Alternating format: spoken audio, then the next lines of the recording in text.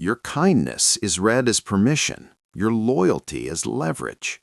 The moment you look weak, predators coordinate, rules invert, and your life becomes negotiable. Weakness is not a personal flaw, it is a lens. The moment you display it, the world you thought you lived in dissolves and a different one snaps into focus. Same people, same environment, different rules. What felt like neutral space becomes contested ground. What felt like cooperation becomes extraction. You were taught that intention matters, that effort earns patience, that morality creates insulation, that belief only survives in protected systems. Outside of them, perception governs reality, and perception is ruthless. It does not care what you meant, it cares what you signal. The instant you appear weak, incentives flip. Others stop asking, stop negotiating, stop respecting friction. They test, they press, they lean, not because they are evil, but because pressure is efficient. Gravity doesn't hate you when it pulls you down. Neither do people when they move against you. They are responding to an open door. This is the first inversion you must understand. Weakness does not inspire restraint, it reorganizes behavior. Power is not loud, it is assumed. Weakness is not quiet, it is broadcast. You think you're being patient, they see delay. You think you're being understanding, they see tolerance. You think you're being loyal, they see containment. Every concession you frame as virtue is logged by the environment as availability, and environments exploit availability. When you appear strong, the world becomes procedural. Interactions slow down. Requests become framed. Boundaries are anticipated before they are stated. People self-regulate around you, not out of admiration, but out of cost awareness. When you appear weak, the world becomes improvisational. People stop planning with you and start planning around you. Rules turn flexible. Timelines shift in their favor. Your time, your attention, your resources become variables instead of constants. You are no longer an obstacle. You are terrain. This is why weakness feels like bad luck, because nothing attacks you directly at first. Things just stop working. Opportunities evaporate. Promises get fuzzy. Respect becomes conditional. You experience friction everywhere and can't locate the source, because the source is you as perceived. Here is the uncomfortable truth. The world does not move against you because it is hostile. It moves against you because it can. This is not cruelty, this is selection. Human systems evolved under pressure. Resources were scarce. Safety was temporary. Those who could not enforce boundaries became resources themselves. That logic never left us. It only went underground, masked by language about fairness and teamwork and values. But under stress, deadlines, competition, hierarchy, that older logic resurfaces instantly. Weakness is read as excess capacity, and excess capacity is always allocated. This is why explaining yourself never fixes it. Explanations are made by those without leverage. The moment you justify, you confirm the frame, that you owe clarity, access, reassurance. Strong positions do not explain, they state or they act. You don't lose ground all at once. That would be obvious. You lose it through micro-adjustments, a little more patience, a little more tolerance, a little more silence, until one day you realize you are surrounded and everyone insists it just happened. No, it didn't just happen. It followed a rule as old as conflict. Where resistance is low, pressure concentrates. This chapter is not about blaming you. Blame is irrelevant. This is about correcting your map. You thought you were navigating a moral landscape. You are not. You are navigating a strategic one. And in strategic environments, appearing weak is not humility. It is an invitation. You believe weakness is internal, a feeling, a doubt, a private hesitation no one can see. That belief is why the signal leaks. Humans are pattern-reading machines. Long before language, we survived by detecting microfractures in posture, timing, tone, and resistance. That machinery is still active. It runs beneath conscious thought. People don't decide to exploit weakness. They detect it, then adjust automatically. You are always signaling. The only question is whether you are aware of what you're transmitting. Weakness is not announced, it is inferred.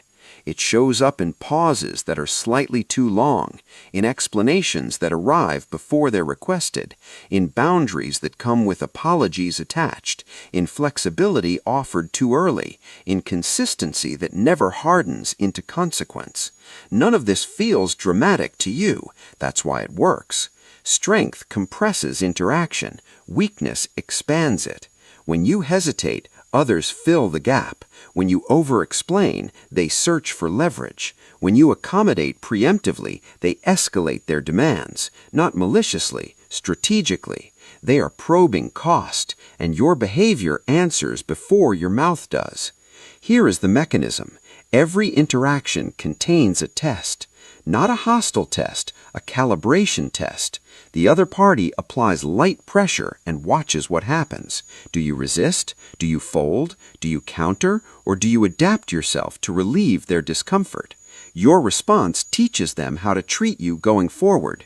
If you hold, they slow down. If you adjust, they advance.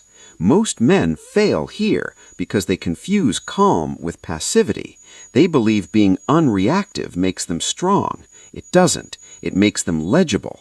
Silence without structure is not power. It is ambiguity, and ambiguity invites experimentation.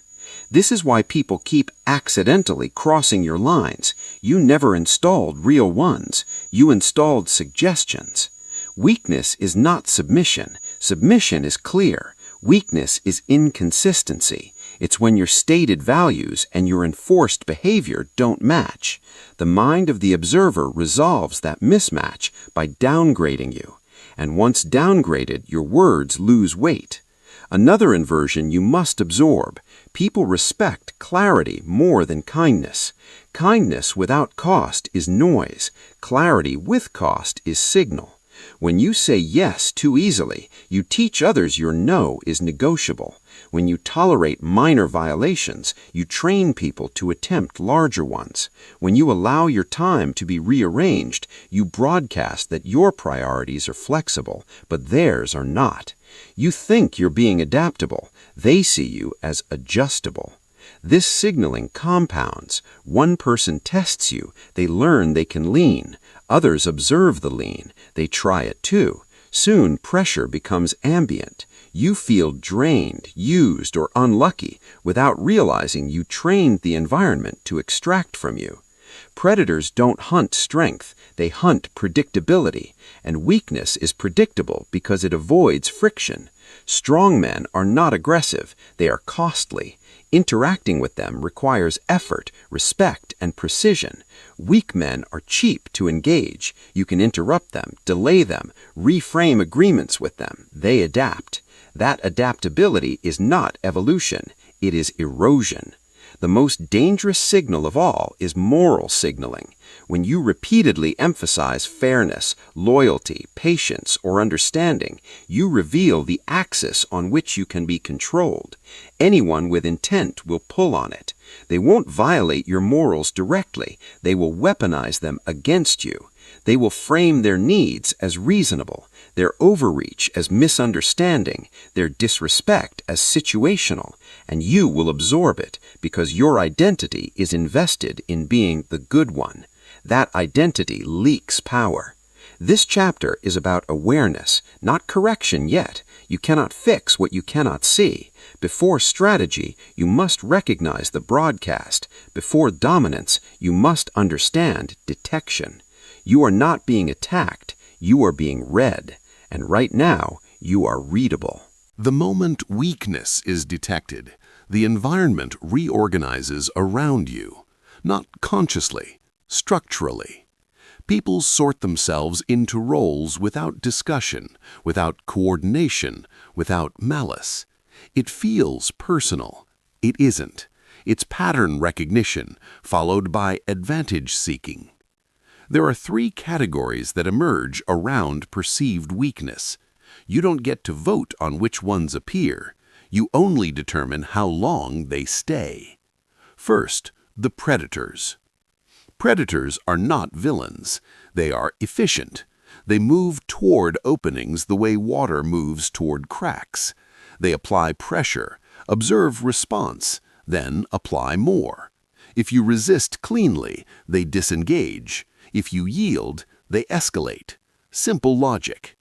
Predators respect strength, but exploit softness.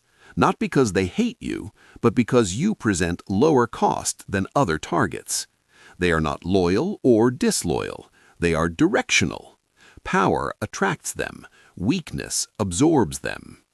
Predators don't announce themselves. They smile. They rationalize. They frame demands as reasonable and violations as accidental. Their aggression is surgical. They want compliance without conflict, and weak men give it to them by trying to preserve harmony. Second, the opportunists. Opportunists are the majority. They are not hunting you, but they are watching.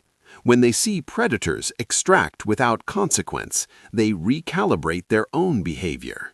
They begin asking for small favors. They push deadlines. They shift responsibility subtly in your direction. Opportunists test safety. If pressure on you produces no backlash, they add weight. Not because they planned to, but because the system allows it. They don't feel guilty. They feel justified. After all, you didn't object. This is how exploitation scales. One man leans, others notice. Soon, leaning becomes normal. And when it's normal, resisting it looks aggressive, even when it isn't. Third, the neutral bystanders. These are the most dangerous and the least discussed. Bystanders don't exploit you. They simply withdraw. They stop backing you, stop including you, stop investing. Not because they dislike you, but because association with weakness carries risk. Weakness draws conflict. Conflict is expensive, so they move away quietly. They don't warn you. They don't intervene. They don't defend you when narratives shift against you. They go silent, and silence is alignment with whoever has momentum. This is where men truly fail. They focus on predators and ignore bystanders. But predators only succeed when bystanders decide it's safer not to interfere. Weakness doesn't just attract attackers, it dissolves allies. Now understand the full mechanism. Predators apply pressure, opportunists pile on, bystanders disappear. From your perspective, it feels like everything is moving against you. In reality, the system is simply optimizing around the lowest resistance node. That node is you. And here is the brutal inversion. Your morality accelerates this process if it prevents retaliation. Predators sense moral constraint immediately. They don't push where there is danger. They push where there is internal hesitation. If you hesitate to assert, to confront, to impose cost, you advertise that hesitation through behavior. They don't need to know your values. They can infer them. Opportunists do the same. They frame their demands in moral language, fairness, teamwork, urgency, because they know you will absorb inconvenience rather than violate self-image. Bystanders watch this exchange and make a calculation. If I support him, will I inherit his friction? If the answer is yes, they step back. This is how reputations collapse without scandal. No one has to attack your character. Your behavior does the work for them. You become known as easy, understanding, low drama. All compliments, all signals of extractability. And once labeled, reversal becomes costly. People resist changes in role assignments. When you try to assert later, you are told you've changed, become difficult, or are overreacting. Not because you are, but because the system prefers stability. It already stabilized around your weakness. This chapter exists to remove confusion. You are not unlucky. You are not surrounded by unusually bad people. You are experiencing predictable roles, responding to predictable signals. Predators, opportunists, and bystanders are not enemies. They are mirrors. And right now, they are reflecting something back at you that you can no longer afford to ignore. Weakness does not collapse systems overnight. It rots them quietly, then invites replacement. History is not cruel, it is instructional, and its lesson is consistent. Softness is tolerated only while conditions are easy. The moment pressure arrives, it is selected against. Every hierarchy, from empires to offices to families, follows this law. When resources tighten, when stakes rise, when uncertainty enters, the environment searches for load-bearing structures. Those that bend too easily are not admired. They are removed, not out of spite, but necessity. Look at fallen leaders, displaced partners, sidelined men. The pattern is never, he was too harsh. It is always, he lost control. He couldn't enforce. He let things slide. Softness is not remembered as kindness. It is remembered as failure. This is the historical inversion you must absorb. Mercy without dominance is not virtue. It is mismanagement. In every power struggle, restraint is respected only when it is optional. When restraint is forced by fear of conflict, it is read as incapacity. The same action, patience, can be interpreted as wisdom or weakness, depending on what you could do but choose not to. History punishes men who lack that option. Empires didn't fall because enemies were strong. They fell because leadership became permissive. Borders became symbolic. Laws became suggestions. Once enforcement softened, challengers multiplied, not because they hated the empire, but because it stopped imposing cost. The same logic operates in smaller arenas. Organizations collapse when leaders avoid confrontation to preserve morale. Morale decays anyway, because ambiguity breeds competition and resentment. Clear authority stabilizes groups. Soft authority destabilizes them. Relationships corrode the same way. Boundaries that are spoken but not enforced become leverage points. Over time, respect drains. Contempt enters, not consciously, but structurally. One partner becomes the regulator, the other becomes the managed. And management is never sexy. It is never respected. It is resented. This is why appeals to human nature matter. Under pressure, humans default to survival logic. They look for strength, clarity, and predictability. They abandon what feels unstable, even if it is morally appealing. Weak men are unstable, not because they are chaotic, but because they are inconsistent. They say one thing and allow another. They tolerate what they claim to oppose. That mismatch creates uncertainty, and uncertainty is intolerable under stress. So the system resolves it by sidelining them.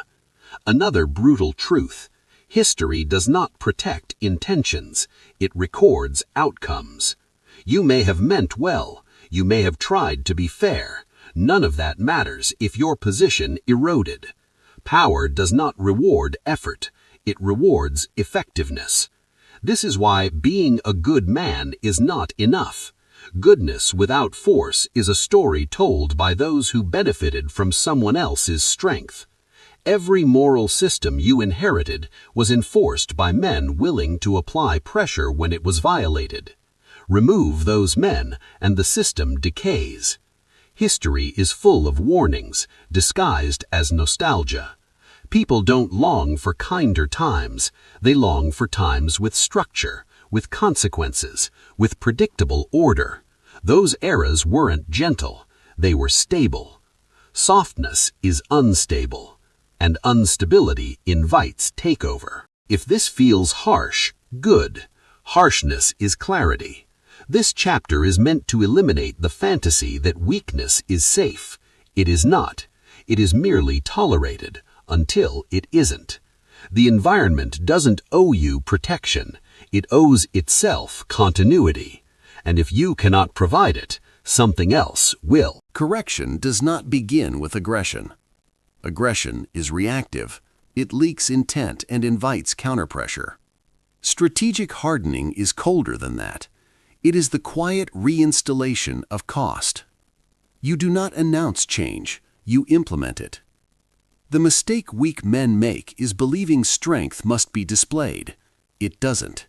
Strength is felt through friction, through delays that no longer bend, through access that narrows, through decisions that stop explaining themselves. Your first task is to remove automatic accommodation. Accommodation is reflexive yielding designed to reduce tension. It feels cooperative. It is not. It is surrender disguised as efficiency. When you accommodate too quickly, you deny the other party the experience of constraint. And without constraint, there is no respect. Hardening begins when you allow discomfort to exist without rushing to neutralize it. Silence is not power. Unresolved silence is. When a demand is made, you pause, not theatrically, not defiantly, but structurally. You slow the interaction, you remove immediacy, you force the other party to sit with uncertainty. That pause recalibrates the frame. They are no longer steering unopposed. Next comes boundary enforcement without justification. Justification is a confession of weakness. It invites debate. Debate invites erosion. Strong positions do not argue their legitimacy. They state limits and let reality enforce them. No is not a moral stance. It is a logistical one. If your no requires explanation, it is not a no. It is a request for understanding, and understanding is optional. Compliance is not. Then comes controlled unpredictability. Weakness is predictable because it is consistent in its avoidance of conflict. Strategic men break that pattern, not erratically, but selectively. Sometimes you engage, sometimes you don't. Sometimes you grant access, sometimes you withhold it without comment. This variability destroys the extractor's model. Predators and opportunists rely on pattern stability. When outcomes become uncertain, pressure decreases, not because they fear you, but because the cost of probing rises. They move to easier targets. Hardening also requires tightening your resource gates. Time, attention, emotional labor, these are currencies. Weak men overspend them to buy approval. Strong men allocate them to reinforce position. You stop being endlessly available. You stop responding on others' timelines. You stop absorbing urgency that isn't yours, not with hostility, but with indifference. Indifference is not apathy, it is sovereignty. You also end moral overexposure. Your values are not public utilities. Broadcasting them teaches others how to manipulate you. Strategic men practice values privately and enforce boundaries publicly. They let actions signal standards, not speeches. If someone violates a line, consequence follows. Not emotion, no lectures, no escalation, just withdrawal of access, cooperation, or privilege. Clean, boring, final. This is where most men fail. They want consequences to be understood, acknowledged, and validated. That need reopens negotiation. Real consequence does not seek recognition. It changes conditions. And conditions educate faster than words ever will. Finally, you accept friction as proof of progress. When you harden, some people will resist. They will label you difficult, cold, changed. That resistance is confirmation that extraction is no longer free. Bystanders will hesitate. Opportunists will retreat. Predators will test once more, then disengage if cost holds. You do not defend yourself against these narratives. Defense implies guilt. You let outcomes speak. Strategic hardening is not cruelty, it is realism. You are not becoming harsh, you are becoming expensive. And once you are expensive, the environment recalibrates around you. Not because you demanded respect, but because you enforced it. Strategy alone is insufficient if the identity underneath it remains intact. Behavior that is not anchored in identity collapses under pressure. You will revert when challenged. You will soften when guilt is triggered. You will explain when misunderstood, unless the old self is eliminated. This chapter is not about improvement, it is about replacement. Your previous identity was built for acceptance. It optimized for harmony, approval, moral credit. It believed being good would be repaid with safety. That identity was functional in low-stakes environments. It is lethal in competitive ones. You cannot carry it forward. The old identity must die because it contains an unbreakable rule. Conflict equals danger. As long as that rule exists, you will flinch at the exact moment firmness is required. You will choose short-term relief over long-term position. That flinch is visible. Others feel it before you do. Identity death begins with removing the need to be understood. Weak men want their actions interpreted correctly. Strong men want them respected. Respect does not require comprehension. It requires consistency and consequence. When you stop seeking understanding, a massive amount of control returns to you. Misinterpretation loses its sting. Accusations lose leverage. Social pressure weakens because it has nothing to hook into. Next, you sever your dependence on moral validation. Moral validation is addictive. It turns ethics into a currency. You perform goodness and wait for credit. When credit doesn't arrive, resentment builds. That resentment leaks through passive behavior, sarcasm, withdrawal. You look unstable, and instability destroys authority. The replacement identity does not barter morality. It acts in alignment with internal standards and accepts external judgment as irrelevant data.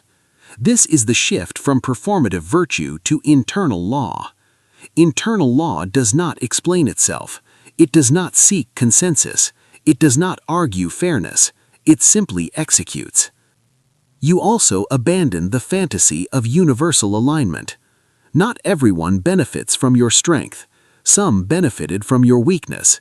Their discomfort is not a problem to solve. It is an expected outcome.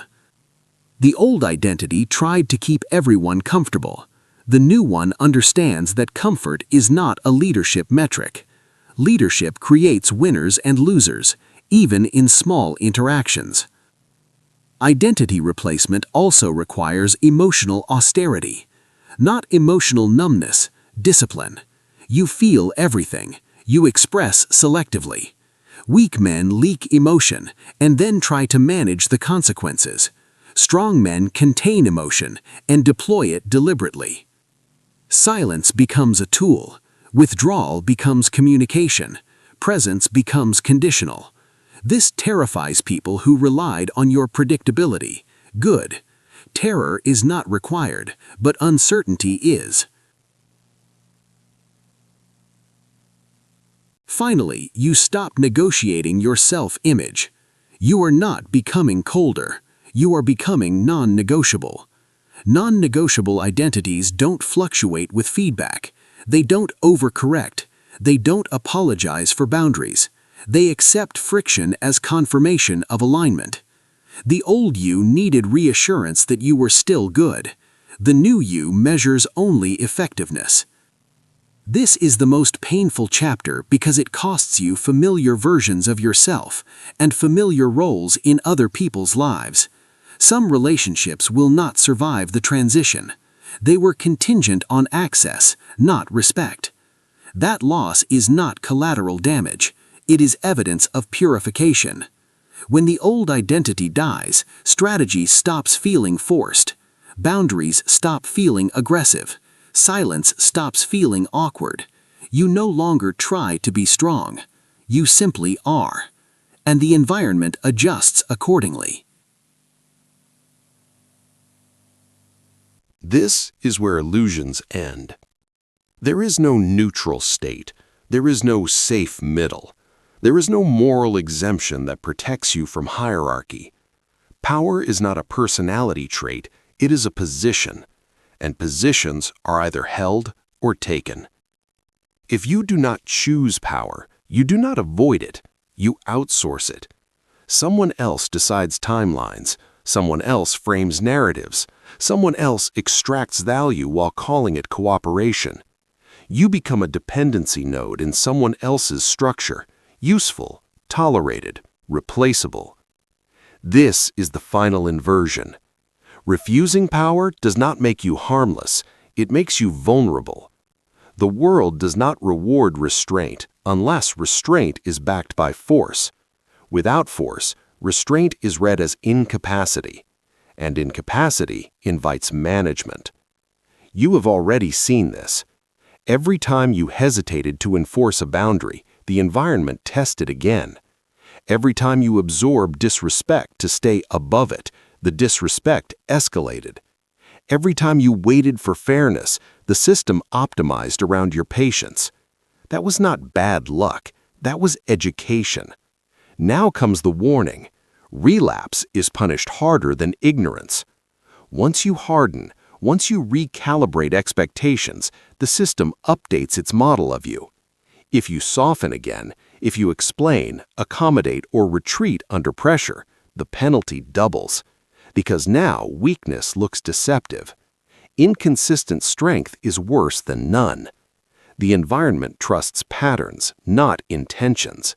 You cannot toggle power on and off depending on mood. Sovereignty is not situational. It is maintained or it decays, slowly at first, then suddenly. This is why most men fail after improvement. They mistake reduced pressure for safety. They relax enforcement. They seek comfort. The old identity whispers that things are better now. That whisper is the trap.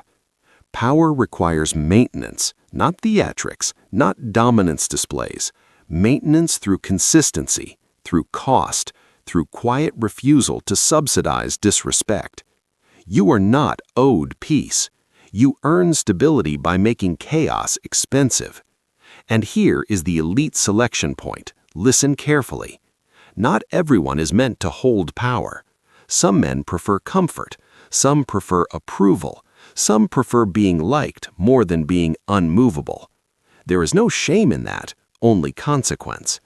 If you choose comfort, accept management. If you choose approval, accept leverage against you. If you choose morality without force, accept replacement. But if you choose sovereignty, you must accept solitude, friction, and misinterpretation. You will not be universally liked. You will not be endlessly understood. You will not be protected by narratives. You will be protected by position. This is the final cut. Power is not optional. It is either yours or it is used on you. There is no third path. Selection is already happening. The only question is whether you are adapting or being adapted around.